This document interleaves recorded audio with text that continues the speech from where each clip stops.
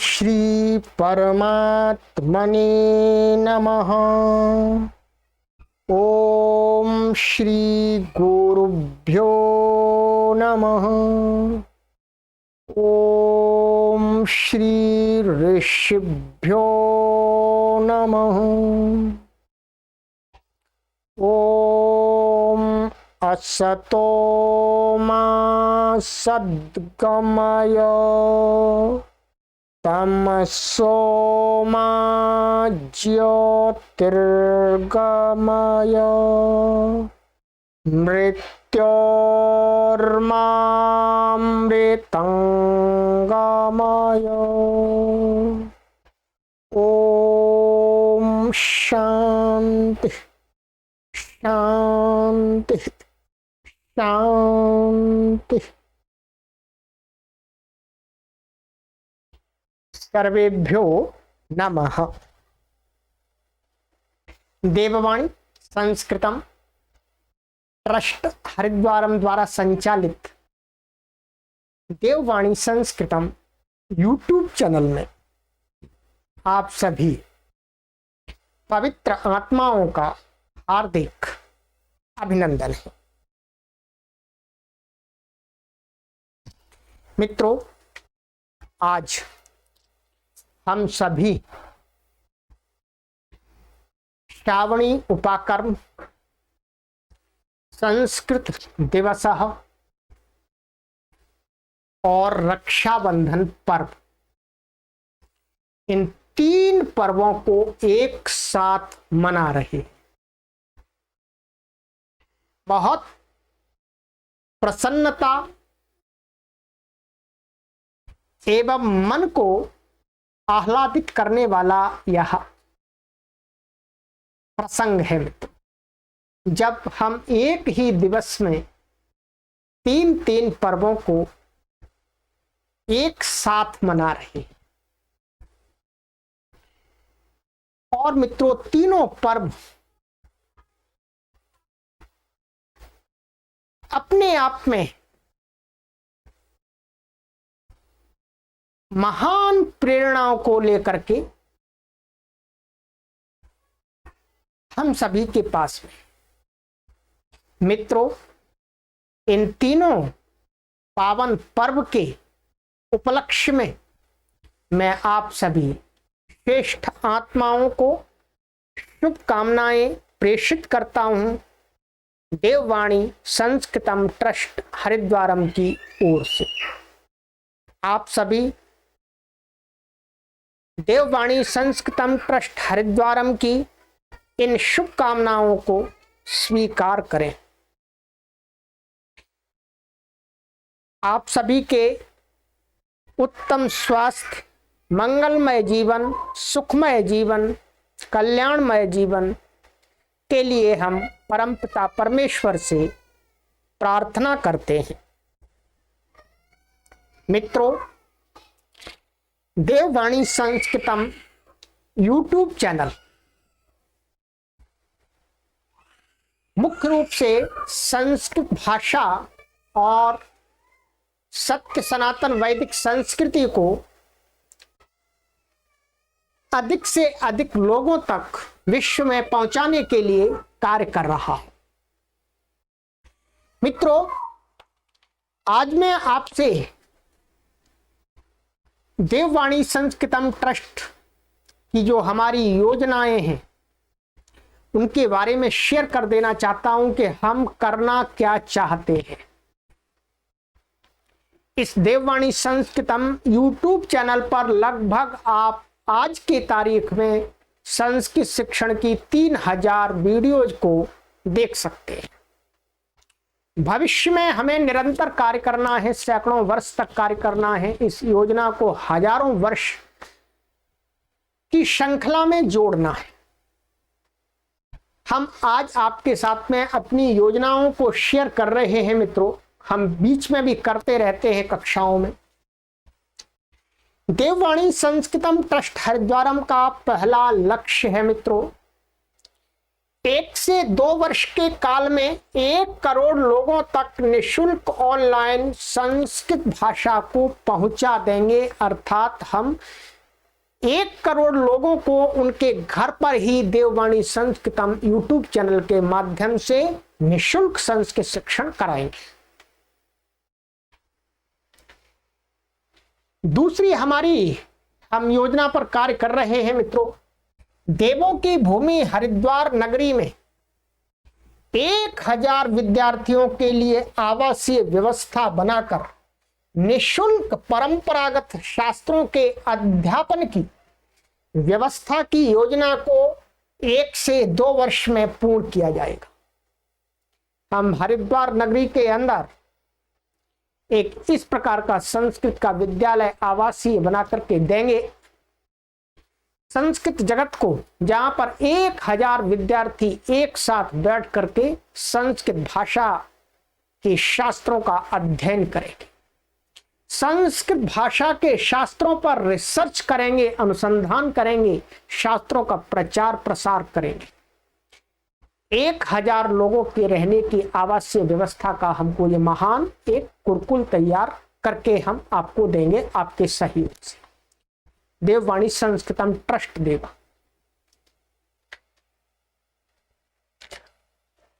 तीसरी योजना पर हम कार्य कर रहे हैं मित्रों, वेद, गीता, उपनिषद आदि सैकड़ों आर्ष ग्रंथ माने ऋषियों के द्वारा, महर्षियों के द्वारा बनाए गए जो ग्रंथ हैं, दर्शन हैं, उन ग्रंथों को अनेक भाषाओं में, हिंदी, भारतीय जो भी हमारी भाषाएं हैं, भारत से अतिरिक्त जो अंतर्राष्ट्रीय भाषाएं, इंटरनेशनल लैंग्वेज हैं, उनमें हम इन ग्रंथों को प्रकाशित करके संपूर्ण विश्व में वितरण कराएंगे, वितरण कराया जाएगा, लोगों तक वेदांती साहित्य को पहुंचाया जाएगा। ये हमारा तीसरा बिंदु है। इन 3 बिंदुओं के माध्यम से मित्रों देववाणी संस्कृतम ट्रस्ट हरिद्वारम संस्कृत भाषा एवं सत्य सनातन वैदिक संस्कृति को विश्व के अंदर प्रचारित प्रसारित करेगा। इस योजना को हमने ऐसा प्रारूप दे दिया है कि ये योजना अब हजारों वर्ष तक कार्य करती रहे। जैसा कि आप देख रहे हैं ट्रस्ट का निर्माण हो चुका है, ये सारी गतिविधियां ट्रस्ट के माध्यम से संचालित की जाएंगी।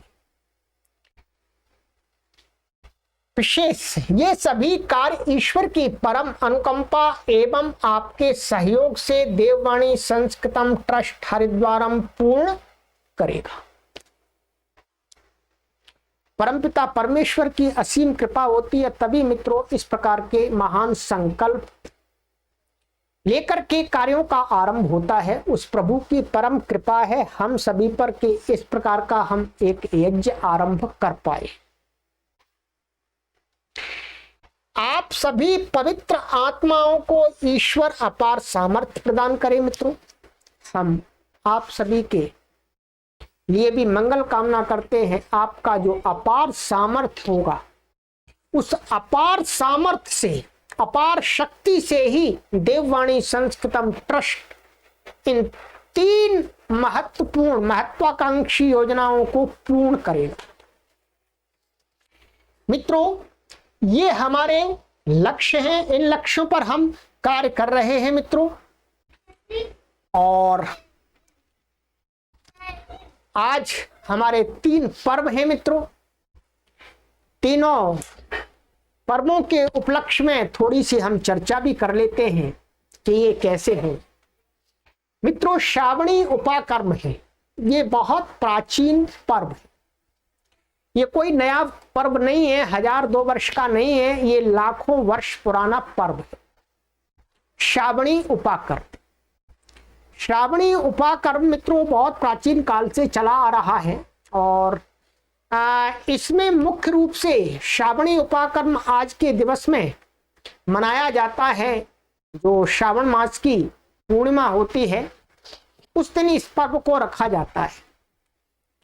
इसका जो ऐतिहासिक, इसकी जो पृष्ठभूमि है, जो हमें इतिहास को पढ़ने से प्राप्त होती है, वो ऐसी होती है मित्रों कि प्राचीन काल में प्राचीन काल में जो हमारे गुरुकुल आदि हुआ करते थे, शिक्षण के जो संस्थान हुआ करते थे, वो जंगलों में हुआ करते थे। जंगलों में नदियों के किनारे हुआ करते थे, शांत वातावरण। और प्राचीन काल में मित्रों आज की तरह से जिस प्रकार से पक्के रोड हैं, उस प्रकार की सुविधाएं नहीं थी। ऋषि लोग जंगल में रहते थे, विद्यार्थियों को अध्यापन कराते थे शास्त्रों का। और जो राज्य व्यवस्था थी अथवा जो बड़े बड़े धनिक लोग थे, वो उन गुरुकुलों को आर्थिक सहयोग भेज दिया करते थे। सारी खाने पीने की सामग्री को वो वहीं पहुंचा दिया करते थे। तो मित्रों क्या होता था कि पूरे वर्ष तक गुरु लोग, ऋषि लोग, महर्षि लोग विद्या का अध्ययन कराते थे, छात्र विद्या का अध्ययन करते थे। तो ये वर्षात के कुछ मास आते थे, वर्षा बहुत अधिक होती थी। आज भी कई प्रांतों में अधिक वर्षा होती है। तो प्राचीन काल में वर्षा बहुत होती थी, तो क्या होता था कि गुरुकुल में जाने के, जो जंगल में जाने के जो मार्ग थे, वो अवरुद्ध हो जाते थे पानी के कारण से। बाढ़ आ जाती, रास्ते कट जाते, कच्चे रास्ते थे। तो इस परेशानी के कारण से फिर गुरुकुलों में सुविधा कैसे पहुंचाई जाए, खाने की सामग्री कैसे पहुंचाई जाए, हाँ, और भी अन्य व्यवस्थाएं कैसे की जाए। इसलिए क्या होता था कि उस बरसात के कुछ काल के लिए जो हमारे आचार्यगण थे, महर्षि लोग थे, ऋषि लोग थे, वो जो बड़े बड़े जो नगर थे उनके पास में आ जाया करते थे। उन नगर के वासी उनके लिए वहां व्यवस्था बना देते थे कि आप 4 मास तक, जो भी 3-4 मास तक आप यहाँ पर आराम से रहिएगा, आपके खाने पीने की पूरी व्यवस्था होगी और आप अपना विद्या का स्वाध्याय कीजिएगा, अपने विद्यार्थियों को पढ़ाइएगा। तो जो ऋषि, महर्षि और आचार्य लोग थे, वो जंगल से अपने स्थान को छोड़ करके कुछ माह के लिए नगर के किनारे आ जाया करते थे और वहीं पर स्वाध्याय करना आरंभ कर देते थे। विद्यार्थी पढ़ते भी थे। इसके साथ क्या होता था, जो आचार्य गण लोग थे, महर्षि लोग थे, ऋषि लोग थे, वो नगरवासियों के लिए भी, उनके ज्ञान की वृद्धि के लिए भी, उनके कल्याण के लिए भी उनको प्रतिदिन उपदेश भी दे दिया करते थे। इस प्रकार से आज के दिवस क्या होता था, आज के दिवस विशेष रूप से वो आचार्य लोग ये भी घोषणा करते थे कि भाई जिन जिन लोगों को अपने पुत्र और पुत्रों को, मतलब अपने संतान को विद्या अध्ययन कराना है, वेदादि शास्त्रों का अध्ययन कराना है, आज उनका नामांकन होगा, रजिस्ट्रेशन होगा, अर्थात उनका आज यज्ञोपवीत संस्कार होगा। तो आज के दिन ही वो आचार्य महर्षि लोग जहां पर ठहरते थे नगर के पास में, वहां पर यज्ञ का आयोजन करके और जो पढ़ने के इच्छुक विद्यार्थी थे उनका यज्ञोपवीत संस्कार भी करते थे और अपने पुराने विद्यार्थियों के यज्ञोपवीत भी परिवर्तित कराते थे। इस प्रकार का हमें प्राचीन इतिहास से, ऐतिहासिक पृष्ठभूमि से ये कुछ सूचनाएं मिलती हैं। पर मित्रों कोई बात नहीं, वर्तमान में व्यवस्थाएं परिवर्तित हो गई। ये व्यवस्थाएं परिवर्तित होती रहती हैं, ये संसार परिवर्तनशील है मित्रों।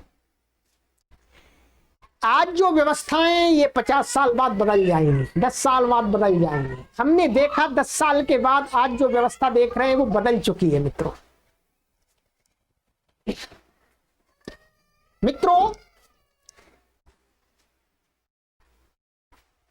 अब हमें इस श्रावणी उपाकर्म का लाभ कैसे लेना है मित्रों? आज के इस परिवर्तित व्यवस्था में, जो व्यवस्था आज की परिवर्तित हो गई है, उसमें हम आज इसका कैसे लाभ लें मित्रों? इसी के लिए आपके लिए देववाणी संस्कृतम यूट्यूब चैनल प्लेटफॉर्म तैयार कर दिया गया है।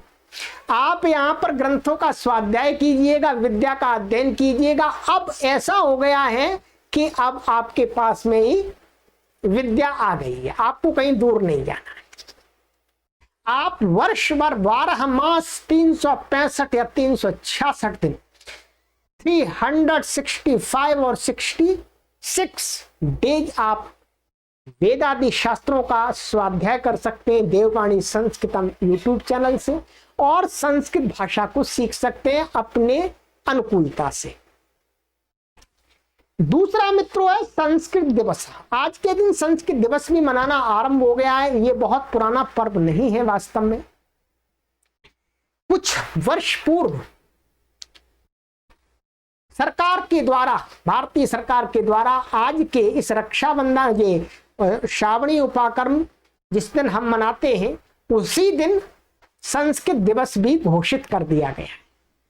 तो मित्रों, अब संस्कृत दिवस घोषित हो ही गया है तो हमें संस्कृत सीखने की प्रतिज्ञा अवश्य करनी चाहिए। मित्रों, मैं आप सभी से निवेदन करूंगा, जितने भी मेरे पाठक इस वीडियो को देखें या आगे भविष्य में देखेंगे, कि आप हजार लोगों को संस्कृत सीखने के लिए देववाणी संस्कृतम यूट्यूब चैनल से जोड़िएगा। हम सिखाने का कार्य कर रहे हैं, आप स्वयं सीखिए और दूसरे लोगों को सीखने के लिए प्रेरित करके उनको यहां जोड़िएगा। ये संकल्प आप आज के संस्कृत दिवस पर अवश्य लीजिएगा मित्रों, मेरा आपसे यही निवेदन है। और मित्रों, इसके साथ ही एक तीसरा पर्व और है मित्रों, जो आज बहुत प्रचारित प्रसारित हो गया है। श्रावणी उपाकर्म और संस्कृत दिवस को तो उतना प्रचारित प्रसारित नहीं किया गया है मित्रों, परंतु रक्षाबंधन पर्व है जो ये बहुत प्रसारित हो गया, भारत के गांव-गांव तक फैला हुआ है। इसका इतिहास वास्तव में बहुत पुराना भी नहीं है और बहुत नया भी नहीं। और ये वास्तव में जो रक्षाबंधन पर्व है, ये वास्तव में कोई वैदिक पर्व वास्तव में नहीं है मित्रों। वैदिक अर्थात आचार्यों के द्वारा बनाया हुआ या किसी के द्वारा ऐसा किसी शास्त्र में के द्वारा बताया हुआ कोई ऐसा पर्व नहीं है वास्तव में।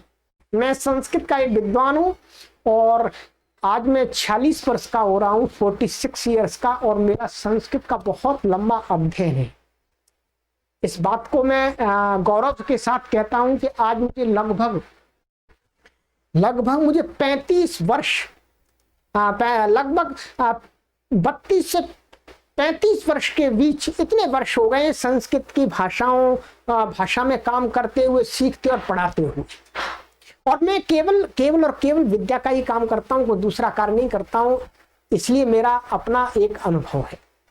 ये रक्षाबंधन पर्व वास्तव में वैदिक पर्व नहीं है, ये मुगल काल से आरंभ हुआ पर्व है, परंतु वर्तमान में एक भाई और बहन के संबंध को, एक प्रेम के संबंध को दर्शाता है। अच्छा पर्व है, मनाने में कोई बुराई नहीं है। एक बहन अपने भाई को राखी बांधती है और उससे आशा करती है कि इस पुरुष प्रधान समाज में ये मेरा भाई मेरी रक्षा करेगा, मेरे सम्मान को बरकरार रखेगा। रखना चाहिए मित्रों सभी भाइयों को। और मैं स्वयं, जो भी मुझे रक्षाबंधन की राखी भेजते हैं, उन सभी के लिए मैं प्रतिज्ञा करता हूं कि मैं आप सभी बहनों के सम्मान